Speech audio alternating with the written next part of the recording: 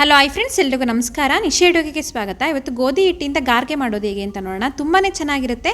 ಕಜ್ಜಾಯ ಅನ್ಕೋಬೇಡಿ, ಸೇಮ್ ಕಜ್ಜಾಯ ಥರನೇ ಇರುತ್ತೆ. ಸ್ವಲ್ಪ ಟೇಸ್ಟ್ ಬಂದು ಹೇಗೆ ಮಾಡೋದಂತ ನೋಡೋಣ. ಮಾಡೋದಕ್ಕೆ ಒಂದು ಪಾತ್ರೆ ತೊಗೊಂಡಿದ್ದೀನಿ. 1/4 ಕಪ್ಪಷ್ಟು ಬೆಲ್ಲ ಹಾಕ್ಕೊತಾ ಇದ್ದೀನಿ.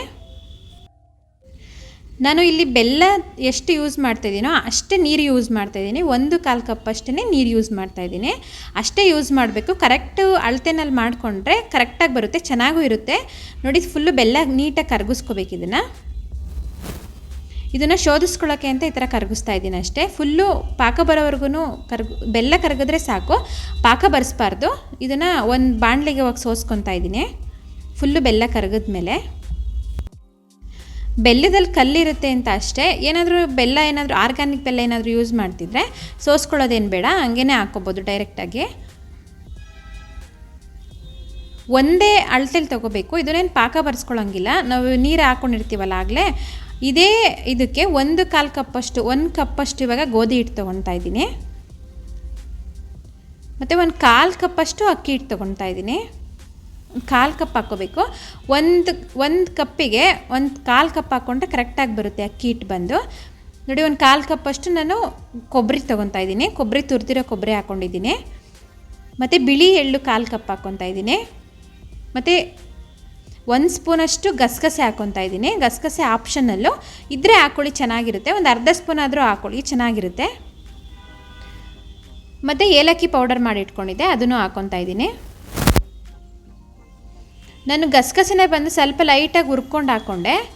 ಸ್ವಲ್ಪ ಹುರ್ಕೊಂಡು ಹಾಕೊಳ್ಳೋದ್ರಿಂದ ನಾವು ಎಣ್ಣೆಲಿ ಕರೆದಾದ್ಮೇಲೆ ಒಂಥರ ಹಸಿ ಹಸಿ ಅನಿಸ್ತಿರುತ್ತೆ. ಗಸಗಸೆ ಬಂದು ಸ್ವಲ್ಪ ಲೈಟಾಗಿ ಹುರ್ಕೋಬೇಕು.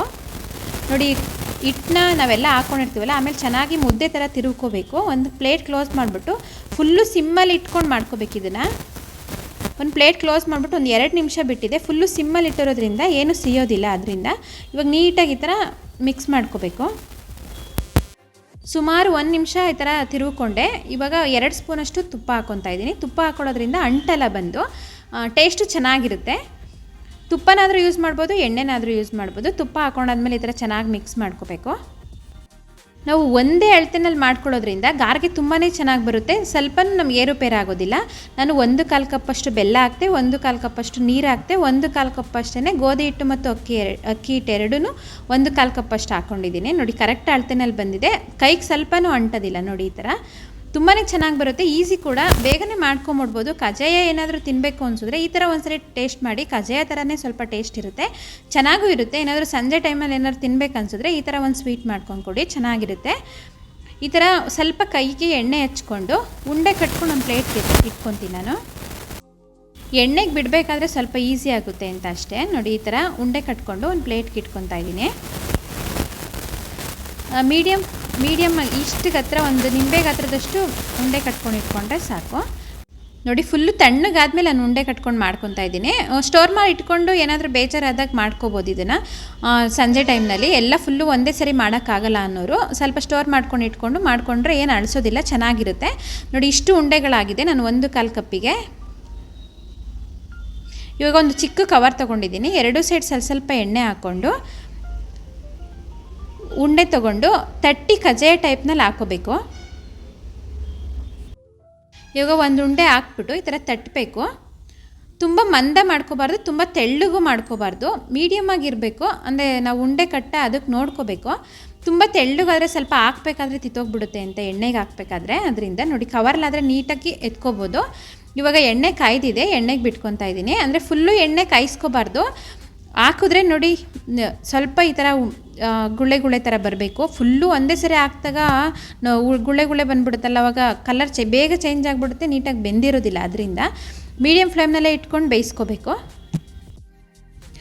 ಒಂದು ಸ್ವಲ್ಪ ಬೆಂದಾದಮೇಲೆ ಇನ್ನೊಂದು ಅದೇ ಥರನೇ ಕವರಲ್ಲಿ ತಟ್ಕೊಂಡು ಹಾಕ್ಕೊತಾ ಇದ್ದೀನಿ. ನೋಡಿ, ಗೋಲ್ಡನ್ ಕಜ್ಜಾಯ ಟೈಪಲ್ಲಿ ಕಜ್ಜಾಯ ಕಲರ್ ಇರುತ್ತಲ್ಲ, ಅಷ್ಟು ಕಲರಲ್ಲೇ ಬೇಯಿಸ್ಕೋಬೇಕು. ಒಂದು ಗೋಲ್ಡನ್ ಬ್ರೌನ್ ಬರೋವರೆಗೂ ಬೇಯಿಸ್ಕೋಬೇಕಾಗುತ್ತೆ. ನೋಡಿ, ಇಷ್ಟು ಕಲರ್ ಬಂದರೆ ಸಾಕು. ಇವಾಗ ನಾನು ಇದು ಎತ್ತಿಡ್ತಾ ಇದ್ದೀನಿ. ಕಜ್ಜಾಯ ಅಂತಂದ್ರೇ ಎಣ್ಣೆ ಇರುತ್ತೆ, ಕಜ್ಜಾಯದಷ್ಟು ಎಣ್ಣೆ ಇರಲ್ಲ. ಇದು ಬಂದು ಚೆನ್ನಾಗಿರುತ್ತೆ. ಟೇಸ್ಟ್ ಬಂದು ಕಜ್ಜಾಯದಷ್ಟು ಟೇಸ್ಟ್ ಕೊಡಲಿಲ್ಲ ಅಂದರೂ ಇದು ಅದೊಂಥರ ಟೇಸ್ಟ್ ಕೊಟ್ಟರೆ ಇದೊಂಥರ ಇದು ಚೆನ್ನಾಗಿರುತ್ತೆ, ತುಂಬ ಚೆನ್ನಾಗಿರುತ್ತೆ. ನೀವು ಒಂದ್ಸರಿ ಟ್ರೈ ಮಾಡಿ ನೋಡಿ. ಮತ್ತೆ ಇನ್ನೊಂದು ಹಾಕ್ಕೊತಾ ಇದ್ದೀನಿ ತಟ್ಬಿಟ್ಟು. ಇದನ್ನು ಎತ್ಕೊತಾ ಇದ್ದೀನಿ ನೋಡಿ. ಇಷ್ಟು ಕಲರ್ ಬಂದರೆ ಸಾಕು. ಇದೇ ಥರನೇ ಎಲ್ಲದನ್ನು ನಾನು ಬೇಯಿಸಿಟ್ಕೊಂಡಿದ್ದೀನಿ ನೋಡಿ. ಕವರಲ್ಲಿ ಒಂದೂ ಅಂಟೋದಿಲ್ಲ. ಸುಮಾರು ಒಂದು 5 ನಾನು ತೋರಿಸ್ತಾ ಇದ್ದೀನಿ. ಎಲ್ಲದೂ ಇವಾಗಲೇ ಮಾಡಿಕೊಂಡೆ ನಾನು. ಒಂದು ಸ್ವಲ್ಪ ಹಿಟ್ಟು ಹಾಕ್ಬಿಟ್ಟು ಒಂದು ಕಪ್ ಹಾಕ್ಬಿಟ್ಟು ಟ್ರೈ ಮಾಡಿ ನೋಡಿ. ನಿಮ್ಗೆ ಇಷ್ಟ ಆದರೆ ಇನ್ನೊಂದು ಸರಿ ಟ್ರೈ ಮಾಡಿ. ಬೇಕಿದ್ರೆ ಸ್ವಲ್ಪನೇ ಮೊದಲು ಟ್ರೈ ಮಾಡಬೇಕಾದ್ರೆ ಸ್ವಲ್ಪ ಹಾಕ್ಕೊಂಡು ಮಾಡೋದ್ರಿಂದ ನಮ್ಗೆ ಗೊತ್ತಾಗುತ್ತೆ ಹೆಂಗೆ ಮಾಡಬೇಕು ಏನಂತ. ಅವಾಗ ಐಡಿಯಾ ಬರುತ್ತೆ. ಸಿಟಿಗಳ ಕಡೆ ಆದರೆ ಏನೇ ಆದರೂ ತಿಂಡಿ ಸಿಕ್ಬಿಡುತ್ತೆ. ಆದರೆ ಹಳ್ಳಿಗಳ ಕಡೆ ಹಂಗಲ್ಲ, ದೂರನೇ ಹೋಗಬೇಕು. ಅಂದರೆ ಸಿಟಿ ಅಂಗಡಿಗಳಲ್ಲೆಲ್ಲ ಈ ಥರ ಒಳ್ಳೊಳ್ಳೆ ತಿಂಡಿಗಳೆಲ್ಲ ಸಿಗೋದಿಲ್ಲ.